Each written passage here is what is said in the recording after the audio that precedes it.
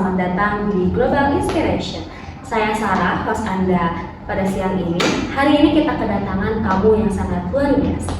Dia adalah seorang artis berbakat, memenangkan banyak penghargaan dan juga baru saja menyelesaikan tur filantropinya di Asia Tenggara. Mari kita sambut Chloe!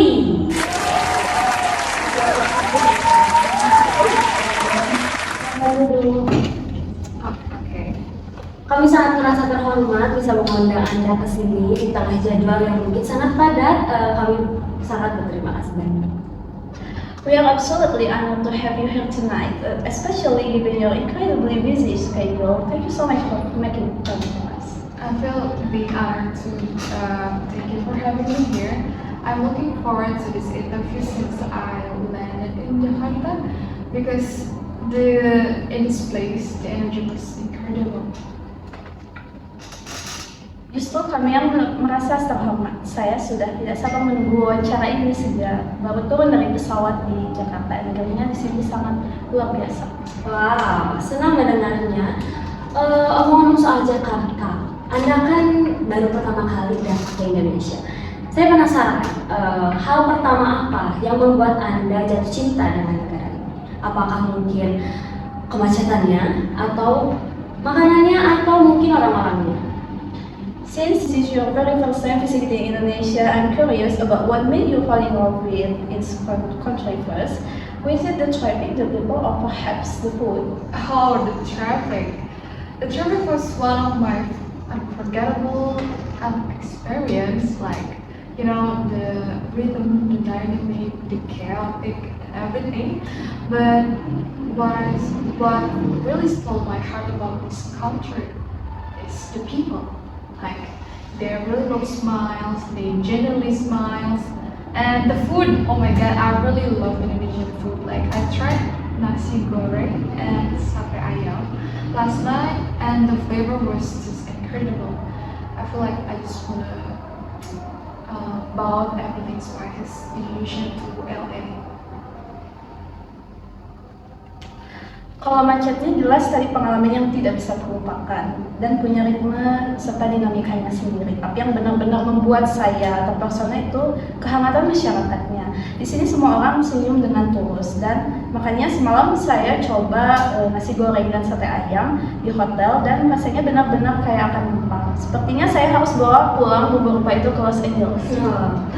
Luar biasa ya.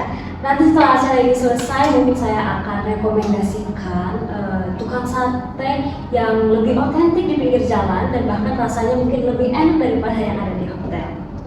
After the show, I'll recommend an even more authentic street food, a sate place for you. I promise the flavor is way more intense and delicious than the one you had at the hotel. Oh, really? Please do, because I really love Indonesian food. Maybe my team might be worried about my stomach, but I'm ready 100% to explore local streets. Tolong rekomendasikan ya kepada tim saya, mungkin akan khawatir dengan kondisi perut saya. Tetapi lidah dan selera makan saya sudah 100% pas, siap, dan saya juga sangat suka menjelajahi tempat-tempat lokal yang otentik. Baik, kita simpan dulu agenda kulinerannya untuk nanti. Sekarang mari kita bicarakan tentang film terbaru Anda, The Silent Echo. Film ini mendapatkan standing ovation selama 10 menit di Festival Cannes kemarin. Peran Anda di film ini sangat emosional sebagai seorang ibu tunggal yang berjuang di era distopia. Bisakah ceritakan bagaimana pengalaman Anda dalam mendalami karakter yang begitu berat ini? Let's talk about your latest movie, The Silent Echo. It received a 10-minute standing ovation at the Cannes Film Festival. Your role was incredibly emotional, playing a single mother fighting for survival in a dystopian era. Could you tell us how you prepare yourself to dive into such a heavy and complex character? That was mentally and physically draining, to be honest. I prepared for Elena, my character. Like, I spent like 2 weeks for living in isolation and desperation of greed without my phone, without any internet.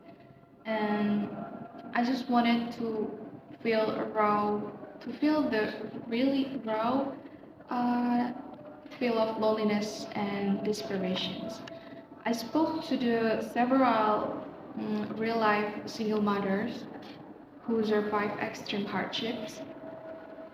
Um, when we look into their eyes, we can see that the mother will do anything for their child.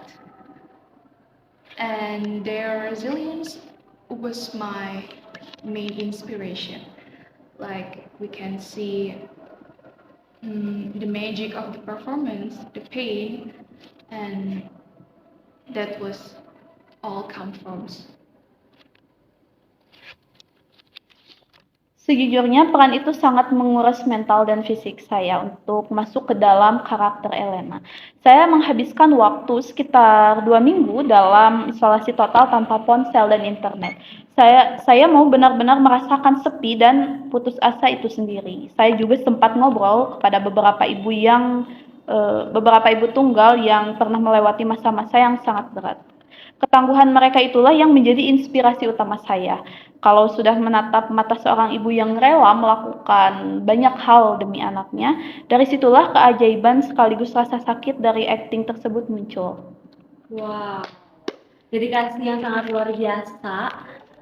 Gak heran juga akting Elena ini, karakter Elena ini bisa membuat banyak orang menangis di bioskop, bahkan saya sendiri. Apakah ada momen ketika syuting di mana Anda merasa begitu kesulitan untuk lepas dari karakter Elena ketika sutradara sudah meneriakkan kata-kata? That is incredible dedication. No wonder your performance moved so many people to tears, including myself. Was there ever a moment during filming where you found it difficult to step out of Elena's character, even after the director yelled cut? Absolutely. Like there is one specific scene that is the climax one. Elena loses everything, and when the director said cut, I can't do anything. I just stood up on the floor and down on the floor and cried about 20 minutes after. The director and my coworker come over and just hold me. And it took 2 months after the project ended to fully feel like Chloe again. Yeah, it's really deep for me. Uh, it it must worth take the risk for it because it is worth it when the movie successfully touches people's hearts. Oh, tentu saja pernah. Ada satu adegan spesifik yaitu climax dari film tersebut, di mana saya harus kehilangan segalanya. Setelah sutradara berteriak cut, saya hanya bisa terduduk di lantai dan menangis selama 20 menit berikutnya. Lawan main dan sutradara saya sampai harus datang dan memeluk saya. Bahkan butuh waktu sekitar 2 bulan setelah produksi itu selesai agar saya bisa sepenuhnya merasa menjadi diri saya sendiri. Itu adalah resiko dari pekerjaan ini, tapi semuanya sepadan ketika ceritanya bisa menyentuh banyak orang. Oh wow, kita bisa merasakan ketulusan pada karya-karya Anda. Selain berakting, kami juga tahu bahwa Anda aktif dalam yayasan pendidikan anak. Apa yang mendorong Anda untuk fokus pada isu pendidikan, terutama pada negara-negara berkembang? We can truly feel that sincerity in your work. Aside from acting, we know you are also very active in a children's education foundation. What drives you to focus so heavily on education, especially in developing countries? I grew up in a situation like privilege, challenges, environment. Before I got this acting, so education was my ticket out. Education makes me have a big dreams. makes me to courage to chase or having a big dream. So I think every child deserve really better education and deserve better toolkit for build their own future. That's why I do it. Nah, tahukah Anda, saya sendiri tumbuh di lingkungan yang penuh keterbatasan sebelum akhirnya masuk ke dunia akting. Pendidikan adalah tiket saya untuk keluar dari lingkaran itu. Pendidikan mengajari saya untuk berani bermimpi besar. Saya percaya bahwa setiap anak, tidak peduli di mana mereka dilahirkan, berhak mendapatkan fasilitas dasar yang sama untuk membangun masa depan mereka. Film mungkin bisa mengubah pikiran orang selama 2 jam, tapi bisa mengubah hidup seseorang selamanya. Jadi itulah alasan mengapa saya melakukan. Wow, pernyataan yang sangat indah. Film bisa mengubah pikiran Anda selama 2 jam, tapi pendidikan bisa mengubah hidup Anda selamanya. Saya akan selalu mengingat kata-kata itu. Terakhir, ada banyak sekali anak muda yang mengagumi Anda di Indonesia ini, baik sebagai artis maupun sebagai aktivis pendidikan. Apa pesan yang ingin Anda sampaikan kepada mereka di luar sana yang mungkin juga sedang berusaha untuk mengejar mimpinya? That is a beautiful statement. Movies change minds for 2 hours. Education changes a life forever. I am going to keep the quote close to my heart. As our final question, there are so many young people in Indonesia who look up to you, but as an actress and a humanitarian, what message would you like to give to them who are currently struggling to achieve their own dreams?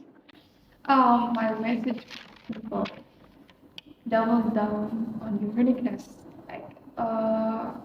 Don't try to fit into mold that society made it for you. Just be brave, do whatever you want. There will be a lot of no's along the way.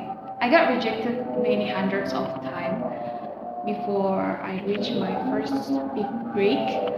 But remember, a no from someone else, it doesn't matter anyway.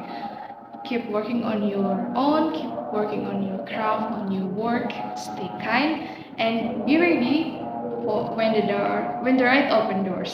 Terima kasih. Pesan saya sederhana, lipat gandakan keunikan diri Anda. Jangan mencoba berpura-pura masuk ke dalam cetakan yang dibuat oleh lingkungan atau masyarakat untuk Anda. Akan ada banyak kata tidak atau penolakan di sepanjang jalan. Saya sendiri ditolak ratusan kali sebelum akhirnya mendapat peran besar pertama saya. Namun ingat, kata tidak dari orang lain yang tidak menentukan nilai diri Anda. Teruslah asah kemampuan Anda, tetaplah berbuat baik, dan bersiaplah ketika pintu yang tepat akhirnya terbuka. Terima kasih. Menjadi penutupan yang begitu menginspirasi. Terima kasih atas waktunya, dan terima kasih juga untuk Mila yang sudah menjembatani obrolan kita pada hari ini. What an inspiring closing. Thank you so much for your precious time tonight. It was an honor. Thank you for having me here too. Oke. Saya Sarah dan seluruh kru Global Inspiration pamit undur diri. Sampai jumpa lagi di minggu depan. Tetap menginspirasi dan selamat siang.